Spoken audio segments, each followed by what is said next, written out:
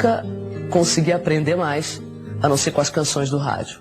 Com as canções que tocam no rádio, assim, aquela coisa bem en passant mesmo, de estar passando entre a cozinha e o quarto, e escutar ao fundo um rádiozinho tocando, alguém cantando alguma coisa assim. São os momentos que mais me enriqueceram. Aí você escutava música em casa? Escutava música. Todos escutavam música? Todos. Tinha aquela letrola que cabia 10 discos, caía um. Que ia trocando. Você escutava todo, caía outro. E ninguém precisava trocar, né? Isso era maravilhoso nessa época. E aí, minha mãe escutava muita música boa, muita música ruim. E isso tudo foi muito bom até pra minha formação, pra saber o que era, que não era tão agradável assim, o que era, tá? E principalmente muito música antiga, assim. Cartola, Nelson Cavaquinho, Geraldo Pereira, que inclusive Geraldo Pereira é de Juiz de Fora. Aí eu fui crescendo com esse amor, essa paixão pela música brasileira. E vem cá, quando é que essa criança resolveu pedir um instrumento, ou ganhou sem pedir? Aos 12 anos, minha mãe entrou com violão numa capa em casa. Eu fiquei muito contente, muito contente. Eu lembro que eu fiquei pulando 5 minutos antes de abrir o violão, antes de abrir a caixa, sabe? De felicidade. Aí depois abri o violão, era um tonante de cordas de aço que me fez ficar com os dedos bem durinhos e aprender a tocar naquele instrumento super difícil de tocar. Até porque eu não sabia, segundo porque era de uma qualidade bem razoável. Você pediu esse violão? E aí, eu pedi esse violão. E aí, eu sempre fui muito observador, assim, de olhar os acordes das pessoas à minha volta, eu tentava copiar aqueles acordes e fazia canções minhas. Com os acordes das outras que eu conseguia pegar, das rodas de violão que eu ia. Aí chegava em casa, eu aprendi, a primeira coisa que eu aprendi foi o Lá, porque hoje eu faço Lá assim, mas na época era assim, né? Era uma coisa assim. E aí, quando eu vi aquele homem fazendo esses 3 dedos, aí ele dava uma volta, que aquilo era grego pra mim. De repente ele voltava a fazer esses 3 dedos. Eu cheguei em casa, fiz aqueles 3 dedos, eu não sabia nem que era Lá. Bom, pode ir pra qualquer lado, mas voltou pra cá. Ele voltava, pô, isso é importante. Lá o lugar, né? Lá o lugar. Lá, aqui. Agora, o Lá me trouxe até aqui. Fantástico. Vem cá, você falou que pegou o violão e já tinha essa vontade de fazer coisa sua, mas chegou a ter interesse de comprar aquelas revistinhas, tirar as canções que eu via na rádio? Eu comprava essas revistinhas, mais tarde eu passei a comprar os songbooks e tal, e ficava tentando tirar alguma coisa dos discos que eu ouvia, né, de violão. Aí tentava tirar. João Bosco, muito João Bosco, assim. Até o 100ª apresentação, que é aquele disco maravilhoso dele, ao vivão. Aí eu ficava tentando tirar nas escadas da Penha, aquela mão direita que eu sofria pra tentar tirar. E aí fui de tanto ficar tentando tirar as músicas do João Bosco, eu acabei arrumando uma maneira de tocar do meu jeito, né? Você nunca teve aula?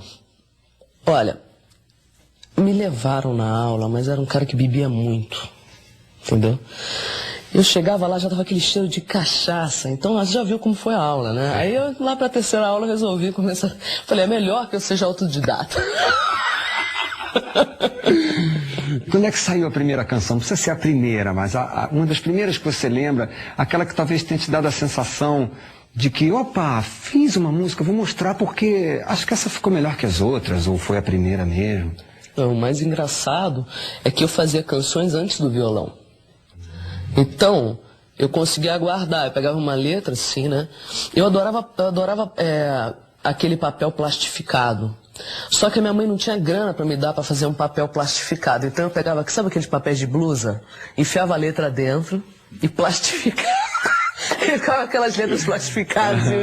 E eu ficava inventando canções para aquilo. E eu me lembro que eu conseguia lembrar mesmo sem tocar violão das canções. Quando eu fui pegar o violão, eu já fui logo fazendo coisas, mas que agora, logicamente, não me vem, porque eu tinha 12, 13 anos. Mas lembro sim, lembro de uma canção chamada Canto de Morte, que eu fiz muito jovem e que chegou a virar musiquinha de rodinha de colégio.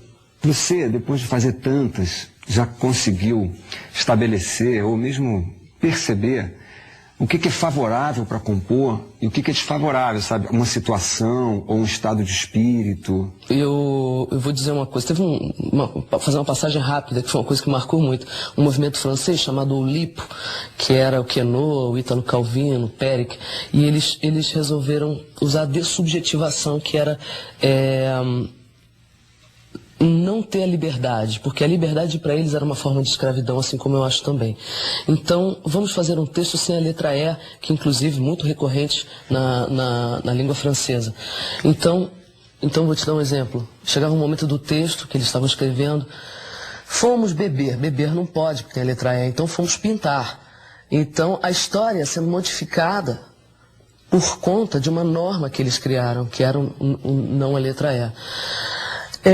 Eu passei a inventar, para mim, algumas normas com uma ES combinatória para fazer uma criação, né?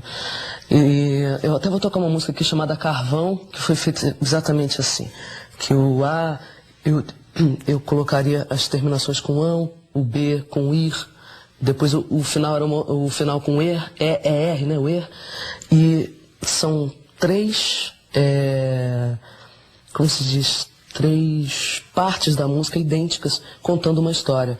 E aí eu decidi que ia fazer assim, que ia fazer a canção assim, dessa maneira. Decidi antes? Antes. Antes, eu vou fazer assim. Um jogo, a regra do jogo. A regra do jogo. Não, a montagem é essa.